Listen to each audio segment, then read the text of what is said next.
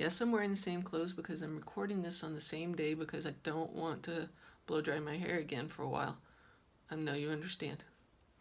Junie B. Jones and a Little Monkey Business, Chapter 4, Hoppy and Russell.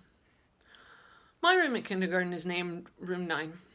I have two bestest friends in that place. One of them has the name of Lucille. Lucille sits right exactly next to me. She has a red chair, and also little red fingernails, which are very glossy. My other bestest friend is named Grace. Me and that Grace sit together on the school bus, except for not today we didn't, because today Grandpa Miller drove me. Then he walked to Room 9 with me, and he waved at my teacher. Her name is Mrs. She has another name too, but I just like Mrs., and that's all. When I first walked into my room, Lucille was looking at that Grace's brand new shoes, and their name was Pink High Tops. "Hey, Grace, those new shoes look very beautiful on you," I said. But that dumb Grace didn't even say thank you to me. "Grace is angry at you," said Lucille. "She said that she rode the bus today, and you weren't even there to save her a seat, and she had to sit next to an icky kid. Right, Grace?" Grace bobbed her head up and down. "Yes, only I couldn't help it, Grace," I said. "That's because I stayed at my Grandpa Miller's all night, and there's no bus at that place, and so he had to drive me here today." Then I tried to hold that Grace's hand, only she quick pulled it away. "That's not very nice of you, Grace," I said. "And so guess what? Now I'm not going to tell you my special secret." That's when that Grace called me a poopy head. Lucille held my hand. "I don't think you're a poopy head, Junie B," she said. "And so you can tell me your special secret, and I won't tell anybody, not even Grace." That's when that Grace kicked Lucille in the leg. And so Lucille pushed her down, and Mrs. had to come pull them off each other. I raised my hand very polite. "I wasn't involved," I said to Mrs. After that, we had to sit down and do some work. It was called printing our numbers, only I couldn't do mine that good, because Lucille kept on talking to me, that's why. "Come on, Junie B," she said in her whispering voice. "Tell me your secret. I won't tell, I promise." "Yes, only I can't, Lucille," I said, "'cause no talking to your neighbor, remember?" Then Mrs. snapped her fingers at me. "See, Lucille, I told you no talking to your neighbor," I hollered. "Now I got snapped at." Just then, a boy named Jim said, "Shush," to me. "Shush yourself, you big fat Jim," I said back. After that, Mrs. stood next to me till I finished my work. Then I got all done and she collected it. That made me happy inside, because guess what comes after work? Something very fun, that's what. And its name is Show and Tell. Mrs. stood next to her desk. "Who has something interesting to share with the class today?" she said. Then my heart got very pumpy, because I had the most special secret in the whole wide world. I raised my hand way high in the air. "Oh, oh," I hollered loud. Me. Mrs. shook her head at me, because I'm not supposed to go, "Oh, me. She called on William. He's a crybaby. I could beat him up, I think. "William," said Mrs., "since you raised your hand so politely, you may go first." And so then William carried a paper bag to the front of the room, and he took out a jar of 2 dead crickets. Except for William didn't know they were dead. He just thought they were sleeping. "Jump, Hoppy! Jump, Russell!" said William. Then he tapped on the glass. "Hey, wake up in there," he said. After that, William started shaking the jar all over the place, and he wouldn't stop. "Wake up, I said!" he shouted. Then Hoppy and Russell started falling all apart, and Mrs. had to take the jar away.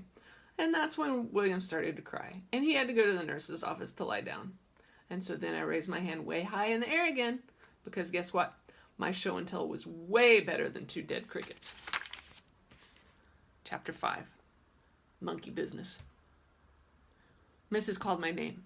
"Junie B, would you like to go next?" she asked. Then I jumped right up and I ran speedy fast to the front of the room. "Guess what?" I said, very excited. "Last night, my mother had a baby, and it's the boy kind." Mrs. clapped her hands. "Junie B. Jones has a new little brother, everyone," she said. "Isn't that wonderful?" Then all of Room 9 clapped too. "Yes, only you haven't even heard the bestest part yet," I said very loud. "Because guess what else? He's a monkey! That's what else! My new brother is a real alive baby monkey!" Mrs. got a funny look on her face, and she squinted her eyes very tiny, and so maybe she didn't hear me or something, I think. "I said I've got a monkey brother!" I shouted real louder. Then that mean Jim jumped right up from his desk, and he hollered, "Liar, liar, pants on fire!" "No, they are not on fire, you big fat Jim," I said back. "I do too have a monkey brother. You can ask my Grandma Miller if you don't believe me." Mrs. raised her eyebrows way high on her head. Your grandmother told you that your brother is a monkey? She asked me. Yes, I said. She told me he has long fingers and long toes and lots of black fur all over himself. After that, Mrs. kept on looking and looking at me. Then she said it was time for me to sit down. Yeah, only I'm not done telling the other children about my monkey brother yet, I explained. Because guess what else? His wallpapers has pictures of his jungle friends on it, and his bed has bars on the sides, but I'm going to teach him not to bite or kill people. Then this boy named Ricardo, who has cute freckles on his face, said, monkeys are cool to me. I know they are cool, Ricardo, I said, and guess what else? Maybe I can bring him to school on pet day. Then Ricardo smiled at me, and so he might be my boyfriend, I think. Except for there's a boy and roommate who already loves me. Just then, Mrs. stood up and pointed at me. That's enough, Junie B., she said. I want you to sit down now. You and I will talk about this monkey business later. And so that made me giggle, because monkey business is a funny word, I think. Then I waved goodbye to my new boyfriend, Ricardo, and I skipped back to my seat. Chapter 6, Bestest Friends. Recess is my best subject. I learned it my first week at school. Recess is when you go outside and you run off your steam. Then when you come in, you can sit still better, and you don't have ants in your pants. At recess, me and Lucille and that Grace play horses together. I'm Brownie, Lucille is Blackie, and that Grace is Yellowy. I'm Brownie, I hollered as soon as I got outside. I don't want to play horses today, said Lucille. I want to know some more about your monkey brother. Me too, said that Grace. Then Lucille pushed that Grace out of the way, and she whispered a secret in my ear. If you let me be the first one to see him, I'll let you wear my new locket, she said. Yeah, only guess what, Lucille, I said. I don't even know what a dumb locket is. And so then Lucille showed me her locket. It was a little gold heart on a chain. Isn't it beauteous, she said. My Nana gave it to me for my birthday. Then she opened up the little heart, and there was a little bitty picture inside of that thing. Hey, there's a teeny head in there, I said, very excited. I know, said Lucille. That's my Nana. See her? I squinted very hard at that little picture. Your Nana is a shrimpy, Lucille, I said. After that, Lucille closed the locket and she gave it to me. Now I'm your best friend, right, Junie B? She said, and so I can be the first one to see your monkey brother? Just then, that Grace stomped her foot very hard. No, you cannot, Lucille, she hollered. I'm her best friend, 'cause me and her ride the bus together, and so I get to see her monkey brother first. Right, Junie B? Right? Right? I made my shoulders go up and down. I don't know, Grace, I said, 'cause Lucille just gave me this locket with the teeny Nana, and so that means she gets to go first, I think. That Grace stomped her foot again. She made a mad face at me. Pooey, she said. Except for just then I got a great idea. Hey, guess what, Grace? I said, very excited. Since Lucille gave me something beautiful, now you can give me something beautiful too, and so that would be very fair of me, I think. Then that Grace started smiling, and she took off her sparkly new ring. Here, she said, I got it out of cereal this morning. See how shiny the stone is? That's because it's a real, genuine, fake plastic diamond. Then she put some breath on it and shined it on her sleeve for me. Ooh, I said. I love this thing, Grace. I know, she said, and so now I get to see your monkey brother first, right, Junie B? Right? After that, I had to think a little bit. Yeah, only here's the trouble, Grace, I said. Now I have one thing from you and one thing from Lucille, and so it's a tie. Then Lucille quick took off her red sweater with the Scotty dog on it, and she tied it around my waist. Here, she said, now I've given you two things, and so I'm still the winner. Oh, no, you're not, hollered that Grace, because I'm going to give Junie B my snack ticket for today, and so she can have my cookie and milk. Excellent idea, Grace, I said. Then me and her did a high five. Oh, yeah? Said Lucille. Well, then I'm going to give her my snack ticket too, and so I'm still the winner. After that, Grace looked all over herself. But that's not fair, she said, because I don't have anything else to give her. And so I looked all over her too, and then I jumped up and down again. Yes, you do, Grace, I said. You do too have something else to give me, and their name is your new pink high tops. That Grace stared at her feet. She looked very sad. Yeah, only this is the first time I ever wore these, she said real quiet. And so I patted her so she would feel better. I know, Grace, I explained nicely. But if you don't give them to me, then you won't be able to see my monkey brother. And so then me and that Grace sat down on the grass, and she took off her new pink shoes, and she gave them to me. Thank you, Grace, I said politely. Then I stood up. Okay, your turn, I said to Lucille. Only too bad for me, because just then the stupid bell rang.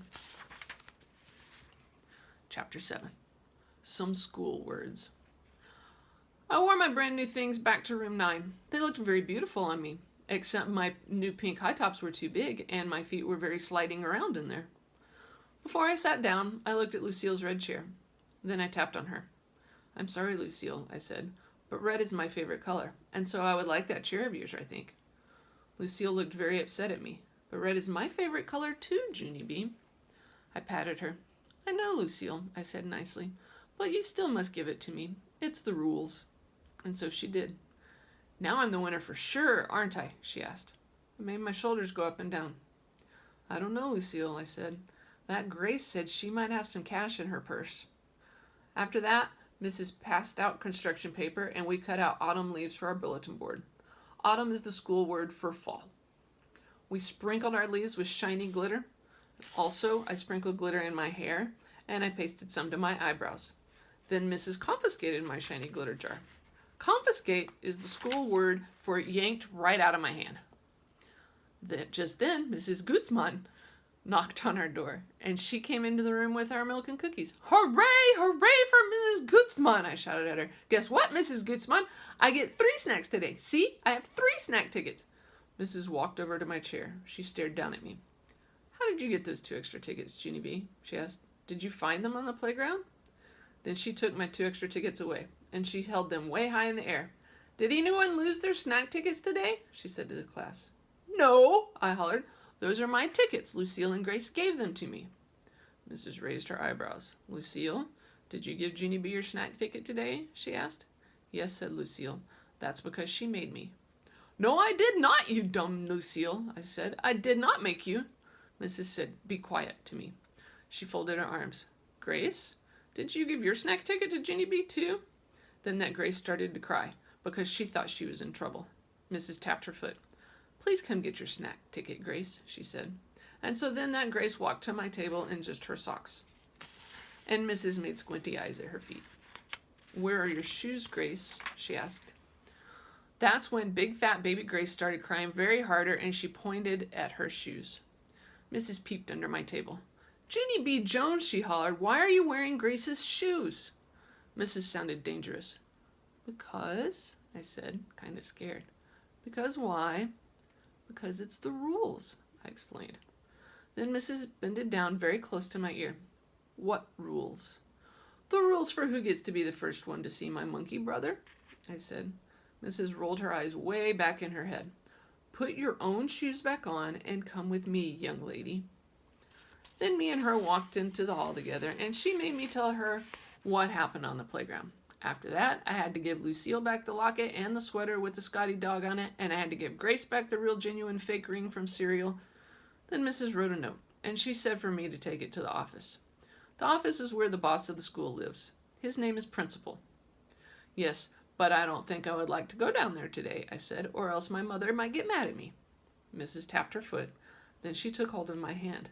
Let's go, young lady. March, she said. And so then me and her marched to the office. March is the school word for pulled me way too fast. And that's the end of part 2. Part 3 will be very short, but it will be part 3 because the video files get too big.